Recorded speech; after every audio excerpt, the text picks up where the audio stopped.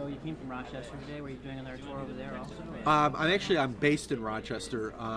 I've covered Syracuse for Syracuse basketball actually since I was a student here. Dating myself, we're going back to the mid to late '70s. When Syracuse was really just starting to come on. And what was interesting was my senior year at SU coincided with Jim Boeheim's first year as a head coach.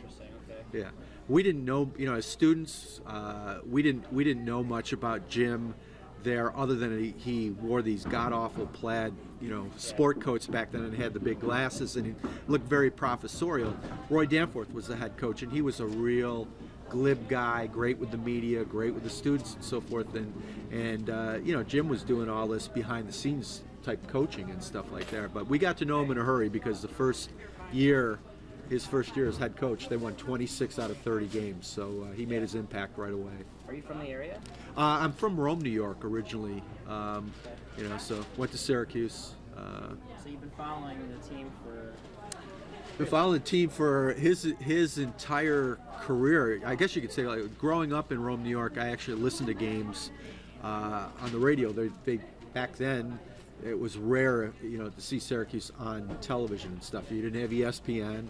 And so I remember being a big Dave Bing fan, in fact, and Bing, of course, was a classmate and backcourt mate of Jim Boeheim. So we didn't know much about Jim Boeheim, other again that he was this skinny, bespectacled guy.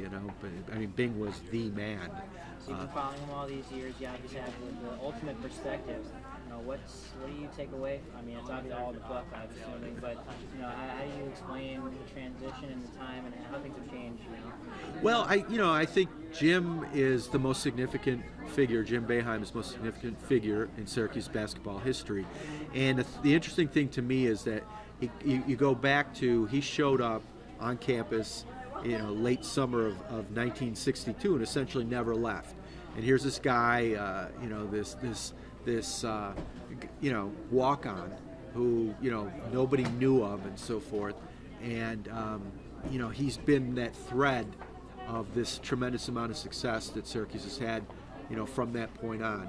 Now, admittedly, Dave Bing had a great deal to do with this. He was the major recruit that they really needed to really elevate the program. And what people forget is before Bing arrived and before Boeheim arrived as players, Syracuse basketball was the dregs of college sports. I mean, they had at one point lost 27 consecutive games in a row, which was a record at the time. And it was just, it's a football school. Syracuse was not that far removed from the national championship, from Ernie Davis winning the Heisman Trophy. Basketball was just a poor stepchild.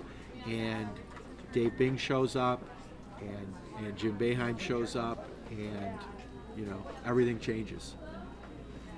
How do you go about in your book? What's the storyline like? What do you talk about? Well, I wanted to get to the root of why Jim is the way he is. He's obviously a very, very intense guy. Can be a little bit ornery at times and so forth, and has this tremendous competitive fire. And at times it serves him well, and at times it doesn't serve him so well. I want to just get to the bottom, like, why is Jim the way he is? And I did a lot of research going back to his hometown of Lyons, New York, and did scores of interviews with different people, everyone from childhood friends to former teachers and coaches and so forth. And the central theme seems to be, to me, is the relationship that Jim had with his father. Jim's dad was a very, very intense man, very demanding, and at times the relationship between Jim and his dad was strained. But Jim's dad really ingrained in young Jim that competitive fire that has really served Jim so well and enabled him to succeed and elevate Syracuse from just kind of a small mid basketball program into a national powerhouse.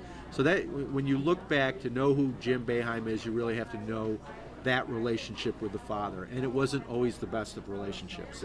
In fact, Jim had told me once, he goes, at times I felt like we had more of a competition than a relationship.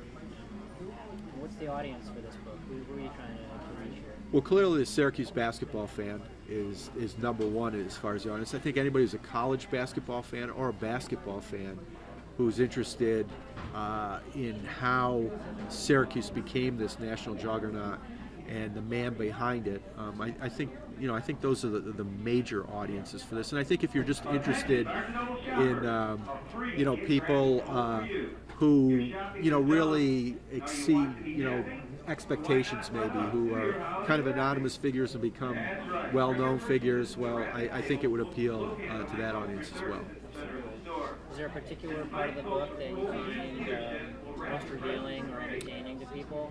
I think, I obviously touch upon all the highs and lows with Syracuse basketball and behind the scenes and so forth. But to me, the most intriguing stuff about Jim Boeheim is the early years, about growing up in a small town of Lyons, about being a kind of a socially awkward kid, having a domineering father. I think all these things really molded Jim into the person that he became, and the soft side of Jim Boeheim, which came from his mother, who, as some people in Lyons described as a saint. They have to put up with Jim's dad and with Jim at times too and stuff. But so I think the early years really shaped him, and he's essentially, if you think about it, he's had opportunities to go and coach in other places for much more money and in larger markets and so forth, but he always stayed in Syracuse and is true to his school. And I think part of that is there's an element of Jim Boeheim that's a small town guy and will always be a small town guy with small town sensibilities. And I think the other thing that's intriguing about Jim is that here's a guy who, a lot of people always are jumping to that next contract, that next big job or whatever. And I think he found his perfect element here, Syracuse, New York, perfect job. So why go look for greener grass someplace else when you've really found what you're looking for? He's built an amazing program. He really has. He really has. And again, he had offers to go and coach in the NBA, which I think he would have been a very, very good NBA coach. And he had offers, like 10 years into his career here at Syracuse. Ohio State came calling, major state university with a lot more money, 3 times as much money to offer him, a lot better facilities. And Jim turned that down. Jim really, for whatever faults, you might find with the guy, there's no questioning about his loyalty to Syracuse. I mean, he really does bleed orange, and this is the most important thing in this school. Going off that loyalty bit, he came to the defense of his good friend Bernie Fine, and the allegations came out. What do you make of all that, and how it progressed over time? Well, I was not shocked by Jim's reaction because in the beginning because I think it was consistent with who Jim is. He is that fiercely loyal guy, and later admitted that I maybe spoke a little too harshly and a little too soon, but I think if you look in the context that he had worked with this guy for, known this guy for 35, 36 years. I still think that story's unfolding. I don't know if we'll ever know, the truth, of what happened, sadly. But again, you have to let things play out. A lot of people want to jump to rash judgments and so forth, and I think that's one of the dangers of in our society, like in the world of Twitter and instant information and so forth. Like everybody wants a judgment and a decision made right away, and the world doesn't always work that way, People are very anxious. Yeah. Is there anything else I didn't touch on that you wanted to mention? No, not really. I think I think the essence of who Jim is you have to go back to his roots to really understand why he is the way he is for better and for worse. Where do you go from here? What's your next stop? I'll be doing a couple signings back in Rochester.